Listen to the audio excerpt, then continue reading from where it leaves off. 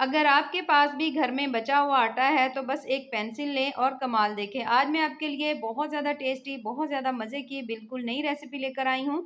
तो चलिए जी अपनी मज़ेदार ज़बरदस्ती रेसिपी को बनाना स्टार्ट करते हैं। बिस्मिल्लाहिर्रहमानिर्रहीम। अस्सलाम वालेकुम। उम्मीद है आप सब ठीक होंगे। सबसे पहले तो यहाँ पर मेरे पास है आटा। ये जो आटा है मेरे पास सुबह का बचा हुआ है। थोड़ा-सा ये ज़्यादा नरम था तो इसे सख्त करने के लिए इसके अंदर 2 चम्मच मैंने इसमें डाल दिया है खुश्क आटा। ठीक है? अगर आपके पास आटा जो है वो बहुत ज़्यादा सख्त हो तो फिर आप ये स्टेप मिस कर सकते हैं। आप इसके बगैर भी बना सकते हैं। तो मेरे पास थोड़ा ये पतला था आटा, नरम था, तो इसके लिए मैंने इसके अंदर डाला है 2 से 3 चम्मच।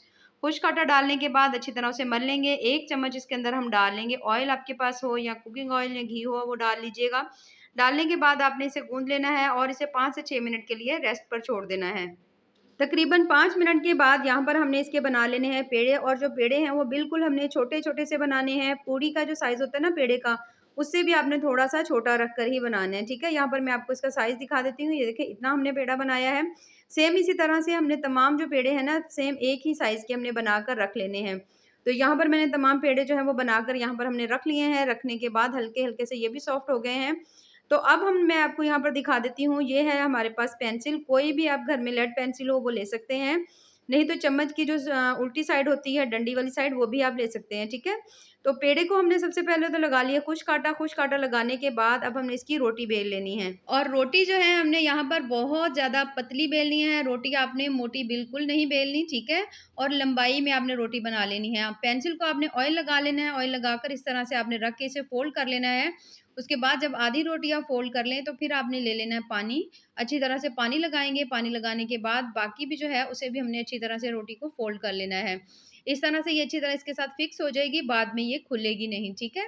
ये देखें, अब हमने पेंसिल को तो ऑयल लगाया हुआ था तो बड़ा ही आराम से ईज़िली ये जो पेंसिल है इससे बाहर आ जाएगी, ये देखिए इस तरह से।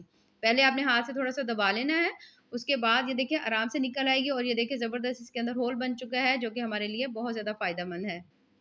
सेम इसी तरह से आपने एक-एक पेड़ा लेते जाना है और उसकी बिल्कुल पतली रोटी बेलनी है, ठीक है? और पेंसिल की मदद से आपने इसको फ़ोल्ड कर लेना है। जब हाफ़ रोटी आप फ़ोल्ड कर लें, तो आपने पानी लगाना है और इसको दोबारा से फ़ोल्ड कर लेना है।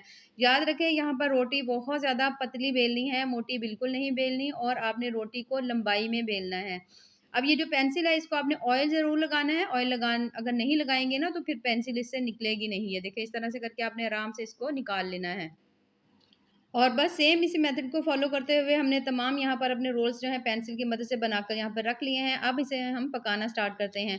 तो पकाने के लिए यहाँ पर सबसे पहले तो आपने ढेर सारा ले लेना है पानी। तकरीबन मेरे पास यहाँ पर जो पानी है 1.5 लीटर से ज़्यादा है। अच्छी तरह से जैसे ही पानी बॉयल होगा तो फिर आपने इसमें 1 चम्मच डाल देना है कुकिंग ऑयल का, और उसके बाद आपने ये जो पेंसिल रोल बनाकर रखे हुए थे ये तमाम हमने इसके अंदर डाल देने हैं। यहाँ पर याद रखिए पानी बिल्कुल अगर आपके पास ठंडा होगा, नीम गर्म होगा तो फिर ये रोल जो है अच्छी तरह नहीं बनेंगे, बल्कि यहीं पर ही ये चिपक जाएँगे। तो आपने बॉयल पानी के अंदर जब पानी उबल रहा होता है ना तो फिर आपने ये इसके अंदर डालने हैं, ठीक है? फिर उससे आपको ज़्यादा अच्छे रिज़ल्ट्स मिलेंगे। तो यहाँ पर मैंने तमाम रोल इसके अंदर डाल दिए हैं। डालने के बाद इसके ऊपर मैंने लगा दिया था ढक्कन, और इसको मैंने बिल्कुल भी नहीं हिलाया, ठीक है? आप देखेंगे कि ये जैसे-जैसे पकते जाएँगे, ये खुद से ऊपर आ जाएँगे। तो आपने किसी भी चम्मच की मदद से इनको हिलाना नहीं है, मूव नहीं करना।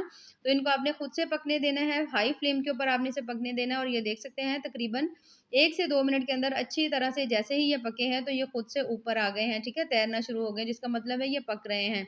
तो अब मैंने इसके ऊपर ढक्कन लगा दिया और कम से कम मैं इसे 15 मिनट के लिए पकाऊँगी, ठीक है? हाई फ्लेम के ऊपर हमने इसे 15 मिनट के लिए पका लेना है। ढक्कन लगाकर आप इसे पकने के लिए छोड़ दीजिए।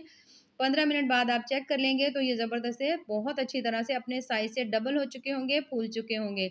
और यहाँ पर जो हमने इसके अंदर ये पेंसिल की मदद से सुराख किया था ना, तो उसका हमें फ़ायदा यही था कि ये अंदर तक इसके पानी जाना था, उबलता हुआ पानी इसके अंदर तक जाएगा, तो ये बहुत अच्छी तरह से अंदर तक जो आटा है ना, वो पक जाएगा। अगर हम इसे ऐसे ही बना लेते तो ये अंदर तक पकने नहीं थे, तो इसलिए हमने पेंसिल का इसमें यूज़ किया, ताकि इसके अंदर अच्छी तरह से एक होल हो जाए और अंदर तक पानी जाए और बहुत अच्छी तरह से ये पक जाए। तो यहाँ पर ये बहुत अच्छी तरह से पक चुके हैं। जब आप देखें कि आपने इसको 15 मिनट के लिए बहुत अच्छी तरह से कुक कर लिया है, तो बस फिर हमने इन सबको निकाल लेना है।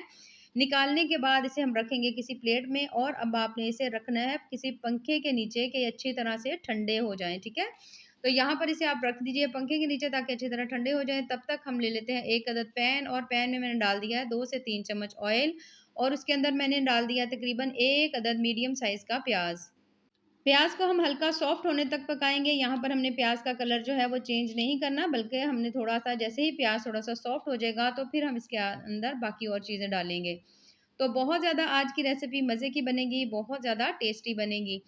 इसके अंदर मैं डाल रही हूँ तकरीबन मैंने डाल दी है 1 अदद गाजर, ठीक है? बिल्कुल बारीक सी हमने काट कर इसके अंदर डाल दी है ताकि जल्दी से गल जाए।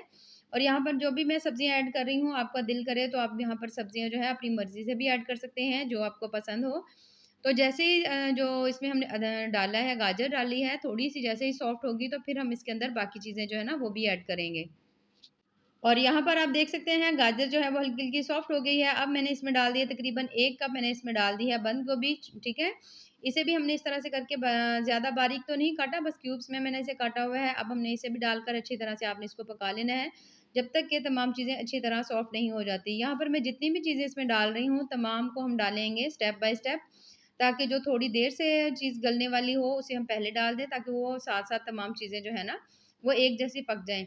तो जैसे ही गोभी थोड़ी सॉफ्ट हो जाएगी तो फिर हमने इसके अंदर डाल देनी है 1 अदद शिमला मिर्च और उसके साथ 1 अदद बड़े साइज़ का मैंने डाल दिया है टमाटर। ये भी हमने अच्छी तरह से जिस तरह शिमला मिर्च चॉप की हुई है सेम उसी तरह से हमने इसे भी काट लिया था।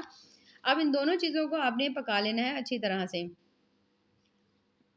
बहुत ज़्यादा टाइम हम इन्हें नहीं देंगे क्योंकि हल्का-हल्का सा सब्जियों का जो थोड़ा-सा क्रंच है वो रहने देंगे, लेकिन अगर आपको सब्जियाँ क्रिस्पी नहीं पसंद, तो आप इनको थोड़ा सॉफ्ट कर सकते हैं, थोड़ा और आप इसमें टाइम लगाकर इसे आप पका सकते हैं। तो जब आप देखें कि तमाम चीज़ें जो हैं वो हल्की-हल्की सॉफ्ट हो गई हैं, पकना शुरू हो गई हैं, तो फिर हमने इसमें डालने हैं कुछ स्पाइसेस। तो स्पाइसेस में सबसे पहले जो इसमें चीज़ मैं डालने लगी हूँ वो है नमक, तो नमक मैं बिल्कुल इसमें थोड़ा-सा डाल रही हूँ, 1/3 चम्मच से भी थोड़ा-सा कम ही मैंने इसमें डाला है।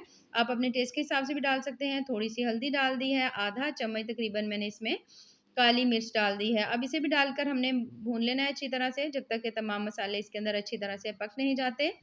यहाँ पर अगर आपको लगे कि इसमें पानी का छींटा लगाने की ज़रूरत है, तो जो पानी में हमने बॉयल किए हुए थे, तो वही पानी जो है ना आप यहाँ पर यूज़ कर सकते हैं, उसका आप छींटा लगाएँ क्योंकि उसके अंदर तमाम फ्लेवर इसका मौजूद है।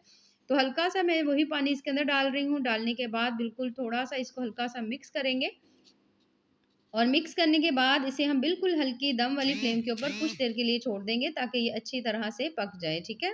ये देखिए इसको हमने पहले अच्छी तरह से मिक्स कर लिया है, मिक्स करके इसे अब हमने छोड़ देना है बिल्कुल हल्की दम वाली फ्लेम के ऊपर।